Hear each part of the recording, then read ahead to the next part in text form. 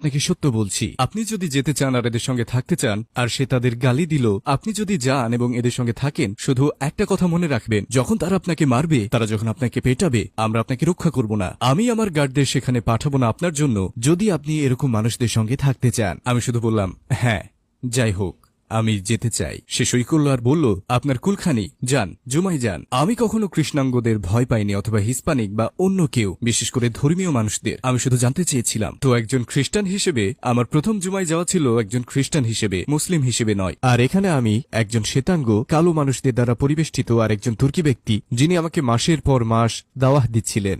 আর প্রথম জিনিস যা আমি অনুভব করলাম জুমায়, তা ছিল আজান। এবং যখন আমি প্রথমবার আজান শুনলাম, এটা কেবল আমাকে নাড়িয়ে দিল, আমার হৃদয়কে স্পর্শ করল। আমি ওমরের দিকে ফিরে বললাম, ওমর, এই সুন্দর গানটা কি যে ব্যক্তি গাইছেন? তিনি বললেন, এটা গান নয়, এটা নামাজের আহ্বান। তিনি মূলত যা বললেন তার অনুবাদ করলেন, আর আমি শুধু বললাম, এত সুন্দর, এত সুন্দর। তিনি বললেন, আসুন আপনাকে দেখাই আমরা কি করি। আমরা উজু করব। তাই তিনি আমাকে উজু করা শিখিয়েছিলেন, আর আমি উজু করলাম একজন খ্রিস্টান হিসেবে, শুধুমাত্র অভিজ্ঞতা নেওয়ার জন্য। তাই আমি উজু করলাম একজন খ্রিস্টান হিসেবে, একজন মুশরিক হিসেবে। আর আমি ওমরের সঙ্গে বসে পড়লাম, আর আমরা খুতবা শুনলাম, আর আমাদের নামাজের সময় হলো। আর তাই ওমর বললেন, শুনুন, আপনি একপাশে বসুন, আমরা নামাজ পড়ব। আর আমি বললাম, এক মিনিট, তার আগে আমার কিছু প্রশ্ন আছে।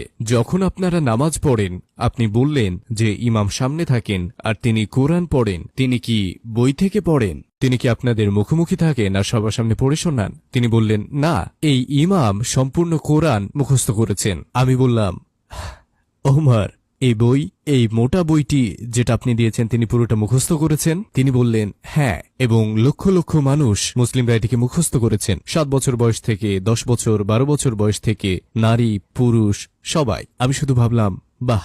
আর আমার মনে সবকিছু ঘুরতে লাগলো। এই মানুষগুলো আলাদা, তারা আমাদের নামাজের জন্য ডাকছেন একটা সুন্দর সুরেলা কণ্ঠে। এই মানুষরা তাদের হাত, কনুই, তাদের বাহু, মুখ, পা ধুয়ে নিচ্ছেন আল্লাহর ইবাদত করার আগে। আমরা এটা কখনো করিনি। আমরা খ্রিস্টান হিসেবে কেন করিনি? আমাদের কেন এমন কিছু ছিল না?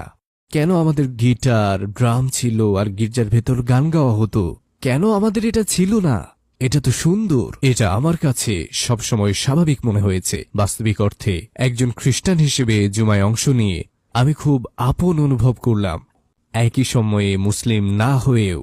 আর ওমর বললেন, শুনুন, ঠিক আছে, এখানে দাঁড়ান অথবা এখানে বসুন, আমরা সারিবদ্ধভাবে দাঁড়াবো এবং আমরা নামাজ পড়ব, তারপর কথা বলবো। আপনার যদি প্রশ্ন থাকে তখন করতে পারেন। বললাম, দারুণ। তারা নামাজ শুরু করলেন, ইমাম কোরআন তেলাওয়াত শুরু করলেন, আর আমি আবার ভাব